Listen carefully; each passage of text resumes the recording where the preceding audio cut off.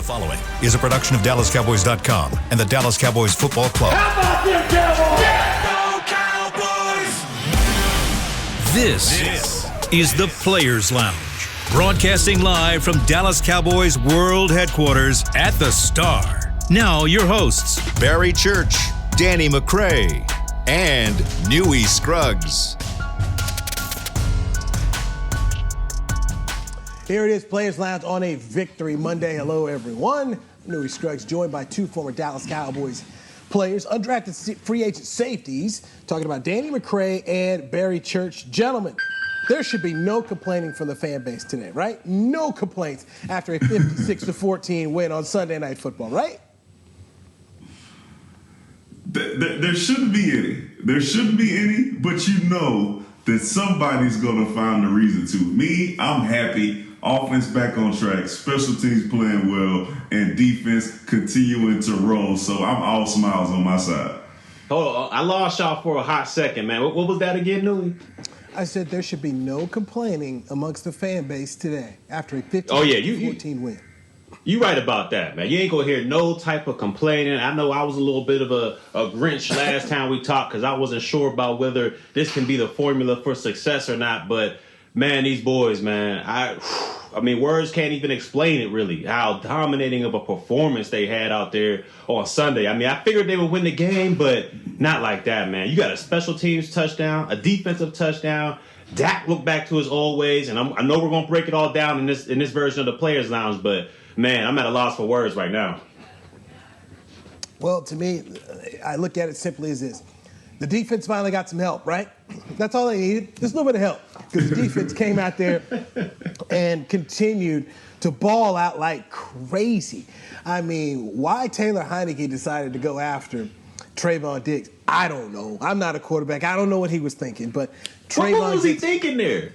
What, I don't know. You got if there's one. I see like going into this game, they had it in their mind. Look, as soon as the game jump off, we're going deep. We are taking a shot deep. This first possession, that's what we're gonna do. I understand that you want to take your shot, but why take it to that guy? Like you got Anthony Brown over here. You got all these other guys. You want to take a shot at a man who has probably the best ball skills out of any defensive back in the National Football League right now, converted wide receiver. You want to take a deep shot on that guy? It just goes to show you, Washington, man. They just losing teams. They just know how to lose games, and they started it off just right. He was setting the tone, man. He was setting the tone for how the day was gonna go, man. Let me go out here and go ahead and wreck this game. And you see, right after that, the wheels fall off the Washington football team, right? They start getting points put up on them like crazy. Dudes on the sideline fighting, getting hit with right hooks because they getting fingers put on side of their face. Like the wheels literally fell off after their second offensive play, which is absolutely crazy because the game was more competitive a couple weeks ago. So you figure maybe they would put up, a better fight, but they just had no shot last night. And that's what we're supposed to do when you go out there and you play a team who's missing some of their key players. You're supposed to go out there and you're supposed to stomp them out at the beginning of the game and end it before it even gets started. Well, my initial thought process was, maybe Heinicke is trying to get Terry McLaurin off because Diggs erased him in the last football game, and then McLaurin left the field hurt. So maybe they thought, we're going to go after this dude right away. We're going to show him we're balls. Bad idea. And Terry McLaurin, once again, basically shut down. He had 3 catches for 40 yards, and the 3 catches came after the competitive football phase of the game was over. So Diggs, in my opinion, guys, we're not talking, because he's made the Pro Bowl. I'm talking All-Pro now. He's got to be on the first-team All-Pro list with 11 interceptions here. I mean, I don't know who'll be the second corner, but Trayvon Diggs has got to be on the All-Pro team. He's got to be. You're 100% right about that. I mean, look, I know the guy's giving up the most yards out of any corner in the National Football League right now, but when you're talking about a guy who's making game-changing plays, game momentum swinging, whatever you want to call it, this dude is making splash plays each and every week. Like, this guy has his hands on footballs like he's a wide receiver out there. So, it's going to be hard for me to see 2 other corners ahead of him, especially when you talk about the All-Pro team. They might want to throw in Jalen Ramsey because he's having a heck of a season out there as well. But when you talk about the main job of a defensive back, especially a cornerback, This dude is doing it. He's getting the ball. He's intercepting each and every pass that's thrown his way. And if it's not intercepted, it's contested. And what he's doing a better job of, that earlier in the season we were kind of like, I don't know, is he elite or not? He's shadowing the best receiver. Not only is he shadowing, he's shutting them down. So this guy, I mean, he's just taking his game to next level after next level after next level. And, you know, I know all pros already in. Pro Bowl, all pro, that's already in. We need to be talking about Defensive Player of the Year as well. I mean, I know Micah Parsons is getting a lot of you know, adulation and celebration for him being in the Defensive Player of the Year running. But this guy Diggs, he needs some of that as well, man. Yeah, listen, hey, Diggs is balling. I thought it was crazy when he was going through training camp. He was like, man, I got my hand on 14 balls last season. I got to convert all those into interceptions. I was like, boy, you ain't getting 14 nothing. Ain't no way.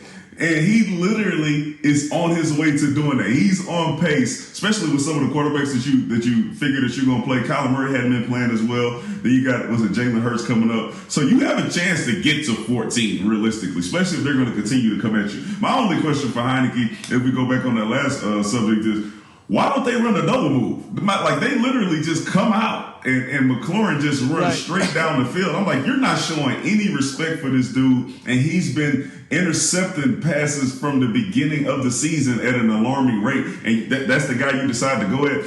Trayvon Diggs should be in the conversation for all of the accolades, for Defensive Player of the Year, for All-Pro Team, for everything. He should be in that conversation, because when you get 11, like Church, you play defensive back. When you get 11 interceptions in a season, that should be like, that's the end of the season. You might do that by week 16, 17. This dude still got games to play. Man, you talk about 11. Shoot, getting 5 interceptions is tough in the league, man. This dude is out here snagging them. Not only just getting picks, but getting pick sixes, man. Like, this is ridiculous. And, you know, I'm going to go back to Taylor Heineke one more time here. This dude needs to be an all-time backup. Whether it's second string, third string, whatever the case may need to be, he needs to be an all-time backup. I don't want to hear nothing more about Taylor Heineke and his magical approach to winning games and all this other stuff. First of all, the guy, he was playing like he was in a press position. I'm talking about Diggs. And at the snap of the ball, he turned his back. And he's looking at the quarterback the whole time. So you know he's playing some type of cover 3, some type of zone where all he's concerned about is the deep pass. And you still throw the ball. And not only you throw the ball, you don't give your receiver a chance. He threw that ball all the way inside by the numbers. The safety almost got to the ball. So, I mean, Taylor Heineke, man, where's Fitzmagic at? He need to go sit over there with Double G, man. Just like Double G would have went out there and gave him a better opportunity than what Taylor Heineke did. I mean, that was downright terrible. Double G looked better just showing up on Thursday than Taylor Heineke did. He's been here all season. Here you go. We don't Double G, where you at, man? We don't hear about Double G, all right, man. Shout out to Trayvon Diggs. He is balling. And what I thought was unrealistic at the beginning of the season with him saying he's going to get 14 interceptions, he's on his way. So shout out to him. I'm happy to be wrong. His son is on point. Hey, he's owning pretty much every quarterback that he's playing against. And I'm just confused on why they keep going at him. Like, you remember when they said Brett Favre gave a straight hand that last sack? That's what I feel like these quarterbacks are doing. They're like, you know what? Let me try to get this man the record. Like, I don't understand what's going on. Hey, McCray, what team were you a part of? Like, who had the most interceptions on a squad that you were a part of ever, like, in your whole career? Man, look, the entire time I was there, you were there too, Church, all right? And we did not have any defensive backs that were getting interceptions like that. So I would probably say like 2 or 3. Even in Chicago, wasn't nobody getting no picks in Chicago like that either. Nah, nobody was getting, like, bro, nobody gets picks. No, not like this. But yeah, we weren't a team that was turning the ball over like we are now. You know, and shout out to the other guys who are also getting picks and pick sixes. It's literally something that you just won't see again for a long time. No, in my 9-year career, the most picks I've ever seen was I think AJ Boye had 6 in Jacksonville, and that was unprecedented. I'm like, man, this dude's balling out of control. This guy almost doubled it with 3 games left in the season. I mean, this is nuts, man. This is crazy. Cowboys haven't seen it in 40 years. Everson Walls ended up with 11 picks back in 1981. Something that's very interesting, and I'm going to try and look into this later on, Danny, about Diggs being possible Defensive Player of the Year. Stephon Gilmore ended up winning it a couple of years ago with New England. I need to go back and see exactly what kind of year he had in which he was able to capture that award. And maybe something along the lines, maybe Cowboys PR needs to probably get involved in, is starting to look at what has Diggs done against some of these elite wide receivers. I mean, Justin Jefferson is elite as a receiver in the National Football League. I think he held him to 2 catches on Halloween night. So, building up that resume of just, okay, not only look at what he's done, who has he done it against? Because that also matters. And we just say, all right, hey, look, you go over there, you go take that guy. That's when you're on a different level. And that, to me, is when you're talking about, a defensive back being NFL Defensive Player of the Year. That's the kind of resume. Those are the kind of things you look at. And the swag that he's playing with, you can see it. You can see it dripping off of him when he's out there playing the game. Like, I don't care. Every time he make a play, he's looking back to either the opposing team sideline, like, I don't understand why y'all trying this, or you're looking to our sideline, like, these dudes is crazy. Like, he's out there playing with no worry. He has the ultimate confidence. And he continues to say it, and he continues to play that way. And you can see it, man. This is one of those years where I wish that this was his contract year. Because Newy, if this was it, he would be making $100 million, right? These are the type of years that you wish you have in a contract year. Yeah, he's gonna break the bank eventually, and you could tell he's out there with so much sauce, so much swag, so much drip, just by his alignment. I mean, D-Mac, you understand this when corners are out there, they're not even like in the position, they're just out there walking around, standing straight up, just looking around, seeing what's going on. You don't even know if they're ready to play. If the snap can happen at any second, and you don't even know if they're ready to play. And he goes out there and make plays like that. I mean, the confidence right now for this dude is on another level. I mean, he can probably cover God right now if he stepped on the field. I mean, this dude, his confidence is unbelievable, man. I don't know about that. I was about to give Kelvin Joseph some love and church over here take him to church. Church over here got church service. The guy's cover skills are unmatched right now, man. Unmatched. Man, birthday, December 25th just passed. You out here talking about... Oh, he talking about going on a football field. Y'all know it's a joke, man. Y'all gotta chill out with that, man. So you do bring up a good point. Boss Man Fat ends up getting the start. Almost had his hands on the ball that he had intercepted here. You guys have played in the league. How much is a guy like Kelvin Joseph, a rookie to this team, seeing everything that's happening, he starts to feed into and buying into, this is the program, this is how it works, and this is the level of play I need to be at if I'm going to be out here contributing on the football field? Yeah, listen, like we said last week, when you watch these guys and how they hustle and how they play, especially the starters, when you see Tank making $100 million, but he's out there hustling like he's a rookie. When you see Randy Gregory out there doing the same thing, Micah Parsons being the man, getting all the pub, and he's still out there busting his ass every time he's running through. You know that they're showing the young guys that you have to come in and play this way if you want to be a part of our defense. And you can see that on defense. And you can see that on special teams when you see guys coming in here and they're giving everything they got to block these punts, right? Because they know that is the standard. And we know the standard is set like that on offense because Dak Prescott is the leader of that group and they're going to follow him. So they're always going to play hard. But defensively last year, what you saw was guys not hustling, guys loafing, and then that kind of trickling down to other guys on the squad. And this year, it is literally a 180. Like, if you step on the field, you have to play up to this level or get off of it, right? And you can see that's what's going on our defense. Without a doubt, and what I'm gonna give it, two people credit on this one. I got to give two people credit. One is Dan Quinn. I mean, he made this defense flip a complete 180, not only on the field, but just the culture around the organization defensively, just knowing that, they can be the strength of this team. Because for so many years it was, all the defense is holding us back and, the offense got to do so much for this defense to even be successful. But now they're able to switch that whole thing around, and he has these guys flying around. So I got to give credit to Dan Quinn for that big turnaround defensively. And also Micah Parsons. I mean, this guy...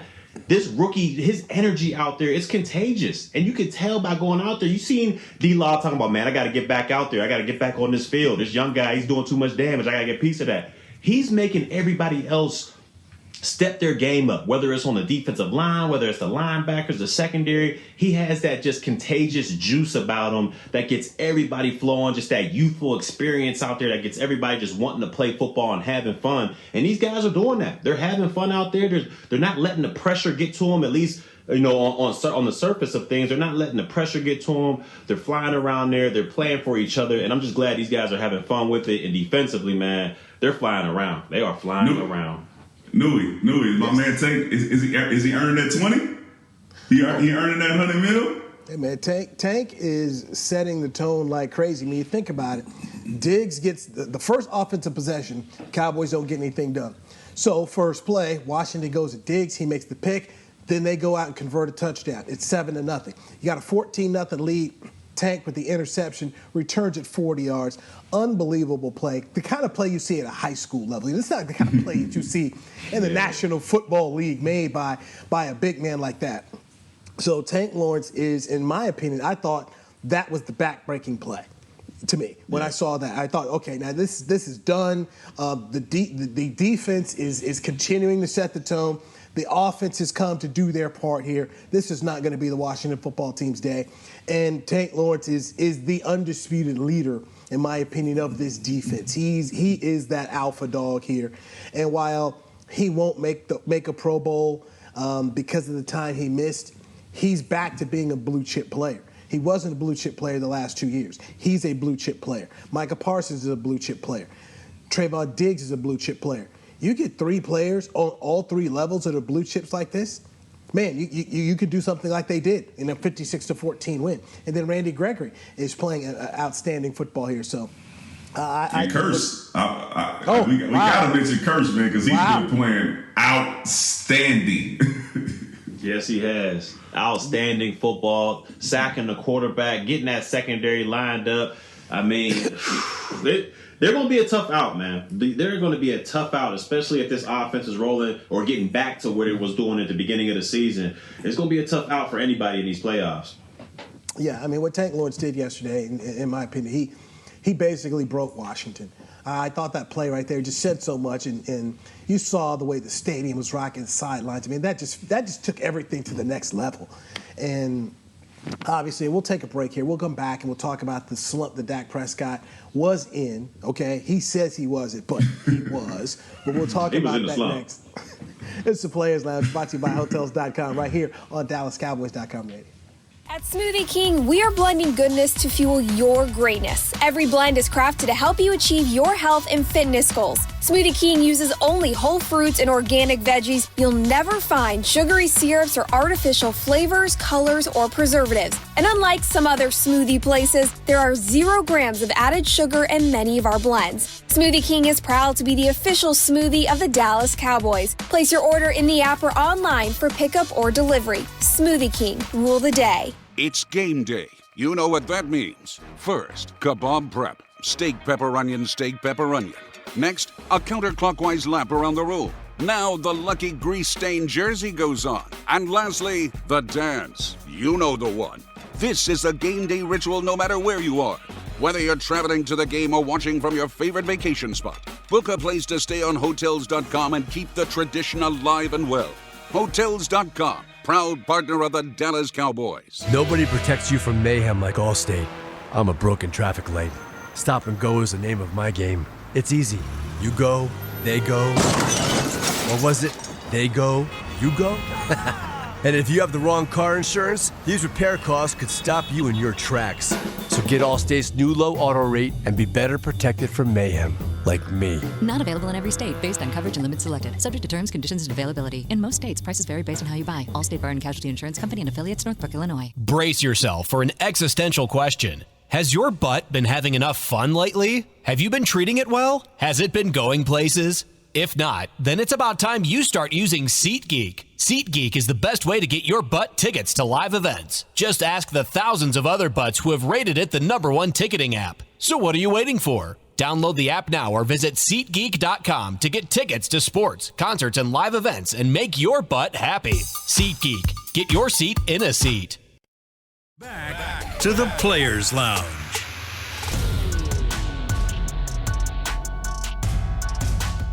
Players Lounge brought to you by Hotels.com. I'm Newy Scruggs along with former Dallas Cowboys safeties Barry Church and Danny McCray. It's a victory Monday.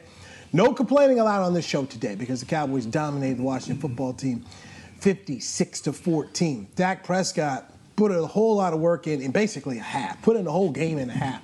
321 yards, 4 touchdowns, threw an offensive touchdown to threw a touchdown pass to an offensive lineman, tight end, running back, receiver. The man was balling out of control, and afterwards he was asked if he felt like the slump was over, and Dak was like, "Oh, what slump? I was never in a slump." I'm like, okay, all right, Dak. Whatever, say whatever you want, but what we saw the last 3-4 weeks was not you. What we saw on Sunday Night Football against Washington football team, that's the Dak Prescott that got paid $45 million. That's the Dak Prescott that can take the Cowboys deep in the playoffs. Fellas, your thoughts on what Dak was saying that, hey, ain't no slump? What slump you talking about? But look, man, I don't know what Dak over there talking about. You know, I guess he was a little hyped up after the game, but my man was definitely in a slump. I mean, there was 6 weeks there where I think his quarterback rating was down in the 40s or the 50s. So, I mean, he definitely had a little slump there, but to me, I thought this game right here, this 56-14 game, I thought this was going to happen last week. Like, I thought them going to New York, that was going to be the get-right game, and they were going to blow the doors off of them, and we were going to get out of this slump. But it just took another week to get that thing going, and they went out there and they straight punished the Washington football team. And then you look at Kellen Moore and what he was able to do play-calling-wise. They did an emphasis on, I know my boy D-Mac was happy about this, but they put an emphasis on getting the ball to 19 early and often. So you saw they were drawing up plays for him, making him the primary target, not just saying, okay, if he wins, look his way, he might be open. He was the primary target on a lot of those plays out there. He voiced his concerns earlier in the week. Kellen Moore said, all right, I'm going to feed you the football, big dog. And he was able to do that.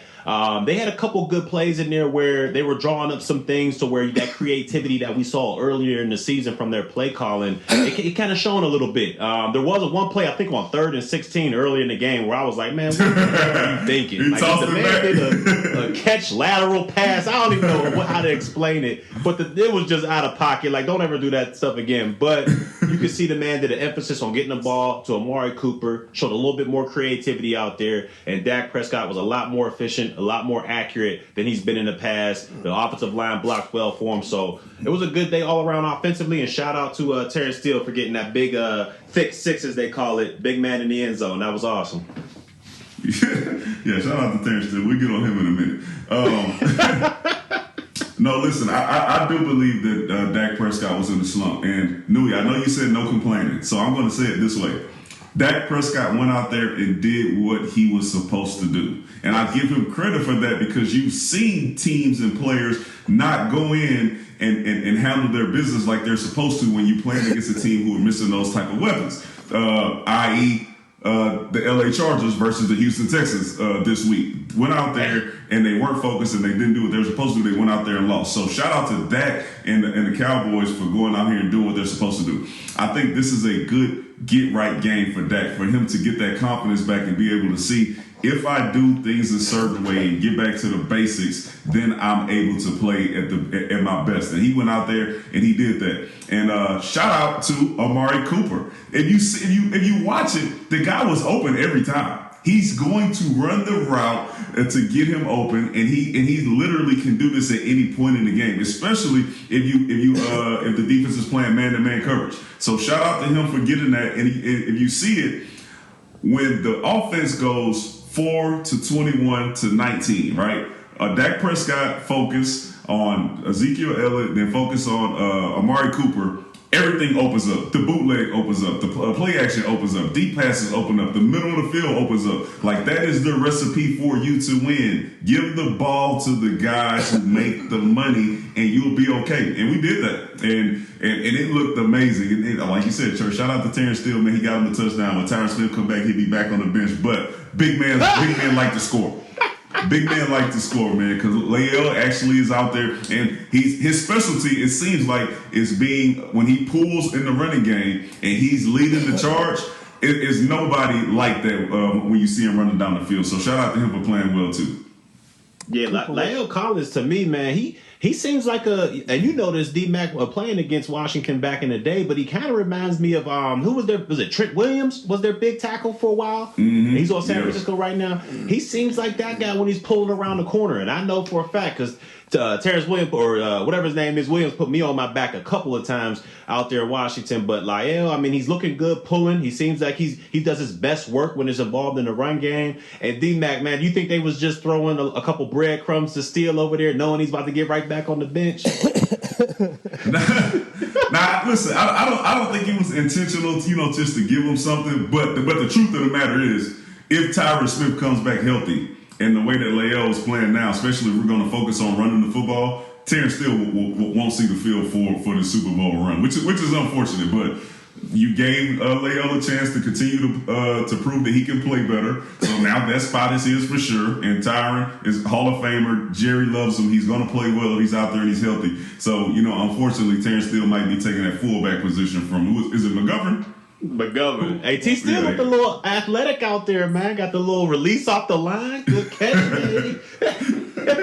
So, shout out to Terrence Steele. I'm a Terrence Steele fan, man, but I got to give Leal his props. When we run the ball, and you seen us pulling, we were pulling all night. Guards, tackles, we pulled everybody. And that is when we were at our best, man. When you get that convoy in front of Zeke and then he gets to punish them at the end like he did on that touchdown run, that's something that defenders do not want to see coming at them, especially with the new rule that defensive backs and linebackers, whatever, you cannot cut the offensive lineman when they're pulling like that. So that is just something you don't want to see coming at you. That's a crazy rule to me. Like, I don't know. How do they expect defensive backs to get in on the play? Like, we ain't about to hit these big offensive linemen up top. That's endangering our health. Like, I don't get it, but that's a conversation for another day. No, hold on, because I do have a conversation. I'm watching the broadcast yesterday, and people are loving this. Like, when the running backs get stopped right before the goal line, now the offensive lineman can hop behind them and they can go push them into the end zone. But then on the offensive side of the defense. And on the defense, forward progress is stopped, but we didn't push the running back 10 yards back, but they still get the ball wherever forward progress will stop there. I think that is absolute garbage. Make it fair both ways. All right, I'm off my rant. No, I'm going to add on a little bit to that. They got to make it fair both ways, man. You done opened up the can, now I'm jumping all into it now. This ain't rugby. Like, you can't, like you just said, McCray, you can't have a scrum push the ball forward. But when the defenders do it, it's forward progress stop. Because I'm going to tell you what's going to happen next. You're going to see these little defenders, these DBs, all these players, they see the scrum going forward. They're going to start knifing into that pile at knees. And they're going to start hitting these linemen at the knees to stop them from pushing it forward. And then we're going to have a whole discussion on how that's not fair to the lineman. You're going to hurt the lineman. We're talking about health and protocols for the game. No, man. They just want the offense to be successful each and every season. I mean, they just make it hard. They might as well be 7-on-7 now. They might as well just let the quarterback go out there and pass it around, and we'll play two-hand touch. I mean, because it's getting ridiculous for defenders in the league nowadays. All right, I'm done. I'm off my soapbox. Get the ultimate fan experience for the ultimate Cowboys fan. Join Dallas Cowboys United, presented by Globe Life, starting at just $20. Join now, and you're going to get your fan pack, exclusive benefits, and more. Visit DallasCowboys.com/United for details and to join today. Going back to Amari Cooper. Amari Cooper raised his voice, and he was hit with 11 targets. He made 7 catches for 85 yards and a touchdown. Going forward, should Amari Cooper have sent the message and Kellen Moore gets it now? Or does he have to reiterate this one more time? Because this is the Amari Cooper you're paying $20 million for, Danny.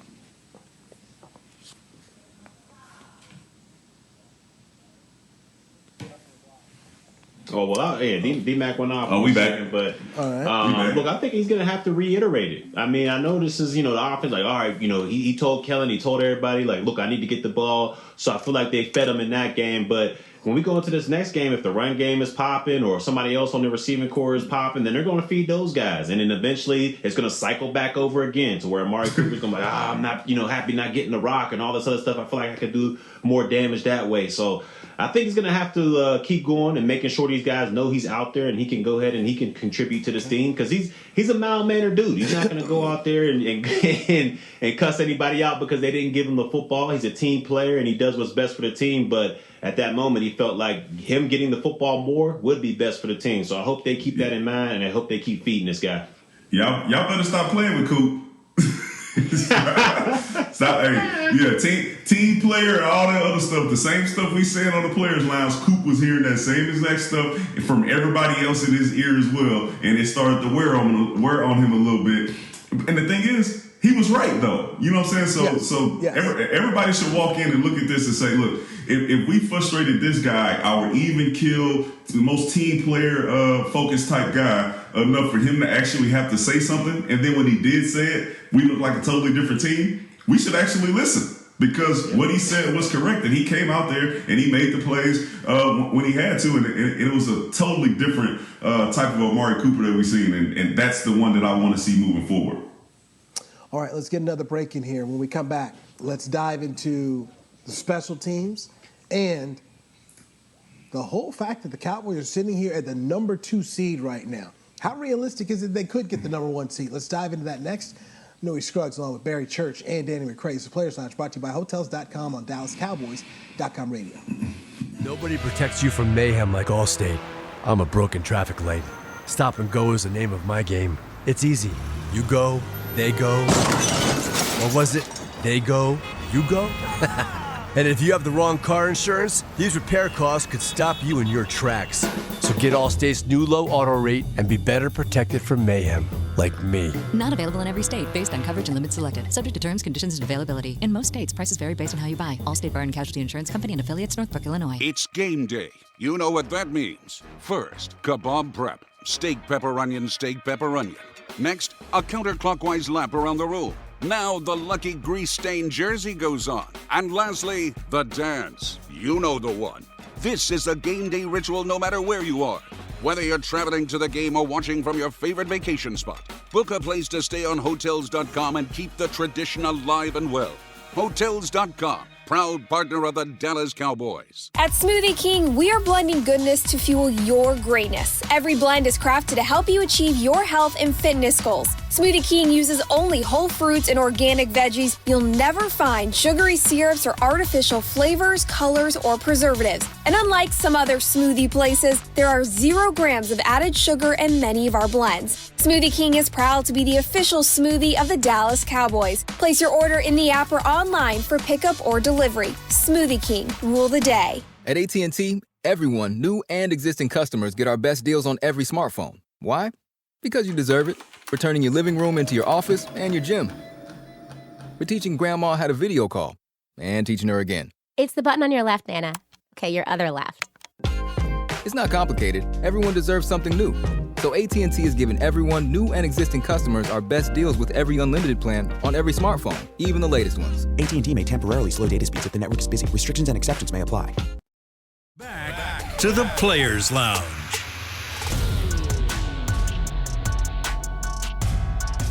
Your favorite WWE superstars return to AT&T Stadium for WrestleMania on Saturday, April 2nd and Sunday, April 3rd. And that's in 2022. Get your tickets to the most stupendous two-night WrestleMania in history. Visit SeatGeek.com, the official ticketing partner of AT&T Stadium. You're in the Players Lounge, brought to you by Hotels.com. Newy Scruggs, along with former Dallas Cowboys safeties Barry Church and Danny McCray. Gentlemen, have you ever been on a football team where you saw the kind of fight happen that we saw between the Washington football team yesterday when Jonathan Allen and Deron Payne went at it? And Chris Collinsworth, for some reason, didn't look at the video correctly because he was trying to blame Allen for what happened for swinging. And when you put your hand on a dude's head like that, you're asking to get swung on, in my opinion. Yeah, you definitely ask him to get swung on because that's a grown man right there. They both grown men, and you don't treat other grown men like that. Like and understand it was the tensions were boiling. They're getting their butts kicked on national TV. But for my man to get up and he just mushed him with a finger right in the eyeball, it almost looked like. The other guy, Allen, he had no choice but to retaliate. Because if you let that slide on national TV, you will never hear the end of it. Whether it's in their locker room, other people's locker rooms, family members, boys going to be hitting you up. Because if that happened to you, D-Mac, you know damn well how to be calling your phone. Hey, I know you ain't let that dude just do that to you. So he had no choice but to swing at my man out there. And he's good he didn't connect. Because if he were to connect solid, that there would have been some blood leaking out of somewhere. Because that's a big man throwing a heavy fist out there. But he was in rightful to do so. Payne should not have put his hands on him, and that's what happens because nobody on that NFL sidelines. I don't think anybody's afraid of anybody else. Like, I don't care how big you. I've seen running backs fight linemen. I've seen wide receivers fight linemen as well. So it don't matter who you is. If you disrespect another man on the field like that or anywhere, you don't get the hands put to you, and that's exactly what happened. Yeah, hey, listen, I ain't gonna lie to you, Church. Just take me back to it. Not the same situation, but when we had that guy Greg Hardy on the squad, he came over and slapped the clipboard out of Rich hand. And Rich was ready to get it in now. Like literally, nobody is scared of anyone, right? Because you got to treat grown men with that type of respect. Because we all go through the same type of stuff in the locker room. We do the same training. We go through the same pains, the same aches, the same wins, the same losses. You treat me with respect. I think he got exactly what he deserved. I'm glad he just grazed him because that could have looked like one of that Jake Paul versus Woodley fight. I'm glad he did not get knocked out over there on that Washington bench because that would have been something that we would have talked about for the next 50 years. So you don't do that. You got to show these dudes respect. I don't care if you're a captain or not. These dudes are grown, and I hear they've been knowing each other way back since college.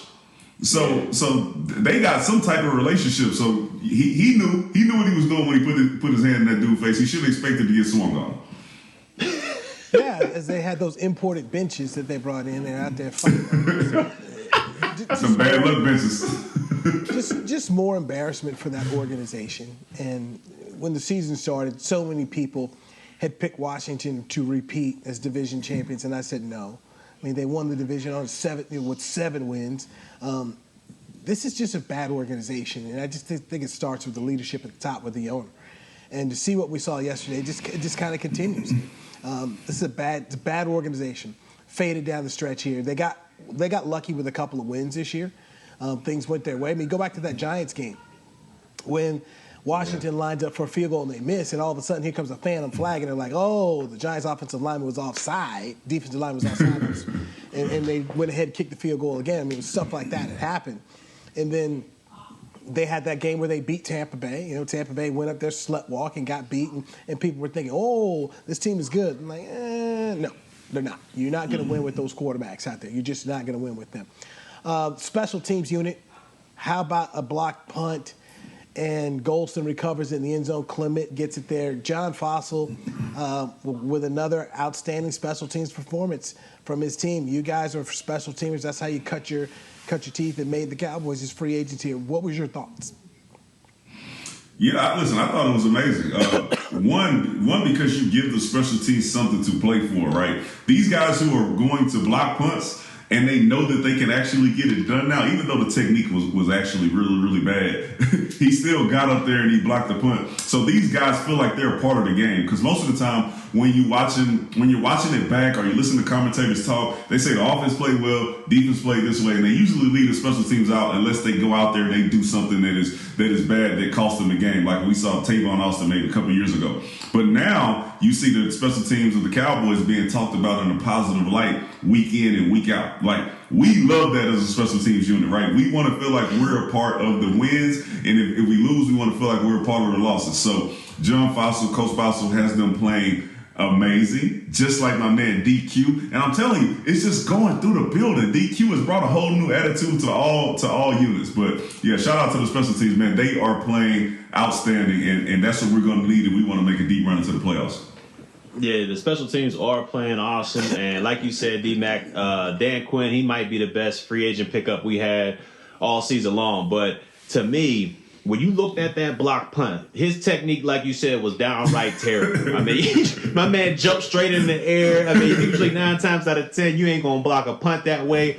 But I don't know how he volleyball spiked that thing back into the punter. I mean, that was an amazing play.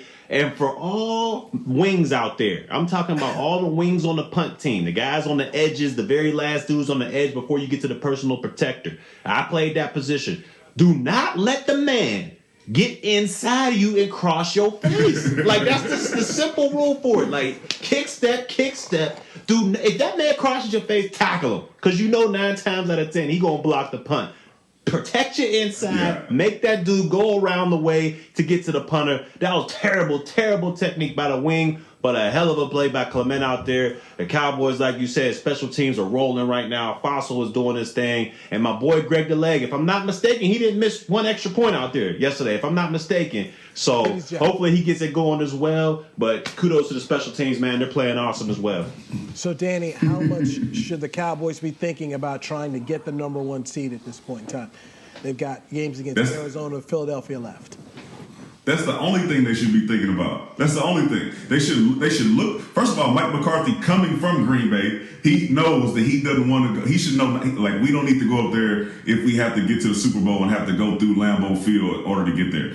Our history with Green Bay and being up in Green Bay, we should have PTSD from that. We should do everything we possibly can to not have to go anywhere, right? We should be able to play all our games here at the stadium because, like you said, Newy, last night when D-Law makes that incredible play, the crowd's going crazy. I remember when I played here, we had games where we were like asking the fans to show up and be super rowdy. You don't have to do that anymore. This is one of those environments now where you say we have a home field advantage, right? So I think we should do everything we can to keep our games here in Dallas, Texas.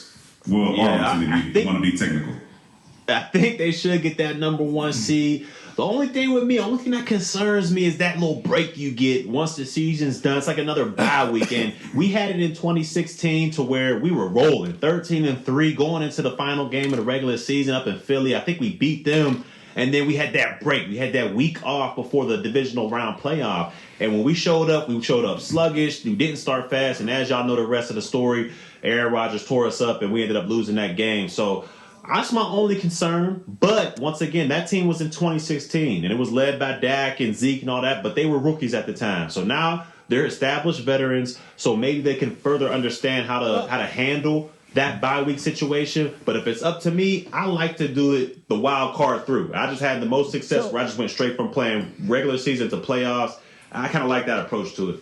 All right, Church, here's where I'll fight you back. And I'll just simply say this. This is a different coaching staff. And yeah, that's true, too. Words right out of my mouth, Newy. You know, Mike McCarthy has gone to a Super Bowl. He also had a 15-1 team in which they had a bye week, and then the next week they got put out of the playoffs. So I think Mike's got that experience now that he'll know exactly how to handle this. I got to give him credit on that. And then you add Dan Quinn, who's also been to a Super Bowl as a head coach. So I think they've got a coaching staff that'll know how to handle this thing correctly. I hope so. I hope so. Go ahead, D-Man. And like you said, Church, I think they have the right players. I think you got the D-Laws, you got the Micah Parsons, you got the secondary where you got Kirsch, you got Dak, you got Zeke, you got Coop. You have leaders all over this team who are going to make sure that they come out and they play the right way because this is like a once in a lifetime chance, especially if you're a Dallas Cowboys fan, right? Like you don't get the opportunity to watch this type of team be able to go into the playoffs, possibly get in a bye week. In order to get them to the Super Bowl. So I'm sure they're going to keep nailing that in their head. Like, we got to maximize this opportunity. Don't let this slip away. Yeah, I get what y'all saying. I mean, I definitely feel that the different coaching staff, a different approach to it. And with that extra bye week, we could get, some guys that are banged up. Maybe Tyron Smith gets another week to rest or whatever the case may be. I just hope that momentum doesn't dissipate because we seen when it was because of injury, but when Dak was off for that game, I think game or two, one of the two, I think he missed maybe 1 game or 2 games, but whatever the case may be, they came back. That offense was stagnant for this next 6 weeks. So to me, I just want to keep that momentum going, but I understand where y'all coming from, getting extra rest, different coaching staff. It could be beneficial for this team. Hey, look, I'm just gonna say this right now, and you can write it down here. I think the Cowboys will end up with the number 2 seed, but I also would not be surprised if the Cowboys are hosting the NFC Championship. We talked so much about Green Bay, and Green Bay's had an excellent run the last 2 years. It's hard to make it to the championship game 3 years in a row. It's a hard thing to do. We've seen Kansas City do it, but the odds tell you it's just not going to happen. I mean, it's just very, very hard to keep doing that. So, Cowboys could end up hosting the NFC Championship game if they just do their part. As a number 2 seed, just do your part, and then you see where you go. We're running out of time here. I want to make sure that Danny has the ability time to talk about Joe Burrow. Oh, my God. I hope y'all give me the same time next week. That big old L give me the same time next week. Listen. Let me tell you something. Joe Burrow felt the disrespect of being snubbed from the Pro Bowl while Justin Herbert is over here being, was he starter? Like, what are we talking about? Joe Burrow goes out. He says, hold my beer, all right? Y'all think this dude is better than me? I'm going out here to put 500, listen, 525 yards of passing on these dudes with 4 touchdowns. I don't want to hear nothing about it, right? Because Justin Herbert had a chance to go out there and do the same thing against the Texans, who were in the same position as the Washington football team, and they go out there and lose. They might even go to the playoffs. Meanwhile, Joe Burrow has his team as what seed, Newy? The number 1 seed in his division. What are we talking about? I don't want to hear anything else about Justin Herbert. It's the Joe Burrow show, and they are rolling. They're going to be in the playoffs, and Justin Herbert going to be sitting at home waiting to go to the Pro Bowl. Bro, we overhead. The man had a stellar week. I give you that. He had a stellar performance against a team that's probably more depleted than the Washington Redskins. Look, or Washington football team. I'm sorry. I'm done with this, man. I can't believe y'all did a whole end of the segment on Joe Burrow, man. And then you gonna disrespect Herbert by telling me he should be the starter on the Pro Bowl roster? The Texans like that? The Texans are missing just as many players as the Washington football team and the Baltimore Ravens. They didn't have anybody. He performed well in 1 week. Who's been better the whole entire season? 1 week? They're in the first place, Church. Wow. I just want to know who's been better. Statistically, they're in first place. Can Joe Burrow. Who's been better? Church, take that L. Just take the L for the week. Man, dude, ain't nobody listening to you. You over there on the fence somewhere with Sweden. I ain't trying to hear nothing about what you got to say. Who's better statistically so far this season? Joe Burrow is in first place in his division. Oh my God. On the way to the playoffs. I think it's time for mixed shots. I said that Joe Burrow. I've been telling you all season that Joe Burrow is better than Justin Herbert, I believe. And he should also still be in the running for comeback player of the year. And Justin Herbert can go take that Pro Bowl fan vote and all that other stuff with him while Joe Burrow's getting ready to go to the playoffs and try to make a deep run. We gonna see. We gonna see, man. That is our time here for the playoffs. I can't believe you, New York City, man. I can't believe y'all. We'll do it again tomorrow, 12:30, right here on DallasCowboys.com radio.